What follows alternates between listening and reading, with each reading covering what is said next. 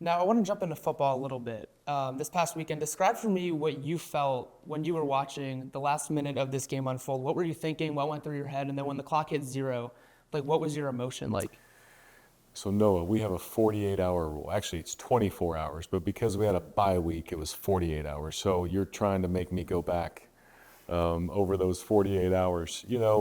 I'm sitting there, one, great atmosphere, tremendous, tremendous fan experience. If you're just watching that game as a neutral observer, you're watching two heavyweight teams, just go at it and make play for play. And, I felt if we could ever get up two scores in that game, I thought we could have put them away, and it was a dogfight, right? It was back and forth.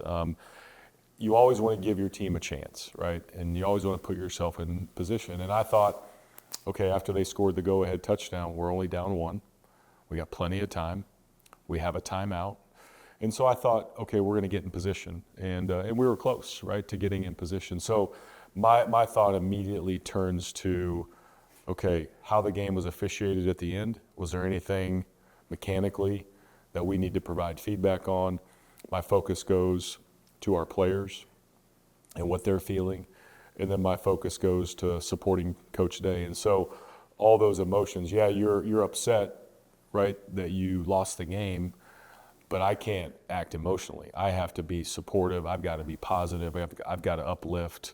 And so all of those emotions are going through your mind. I think it's easy to get really, really high, and it's easy to get really, really low.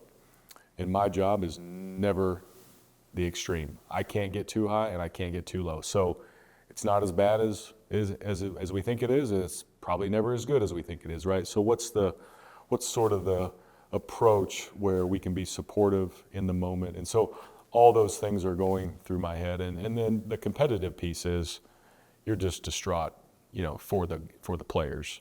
And you know how much our fans pour into it. You know how much they work.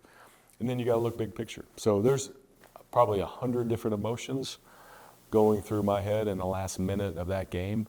But it included a lot of just, I think, perspective and leadership that, hey, now we have to lead. Now we have to regroup. Now we have to uplift we have to pick Will Howard off the field, right, and help him get back on track. And then I saw a bunch of players the last couple of days, and they're positive and they're ready to move forward. So it's a lot of those things that go in, to the emotion of all of this.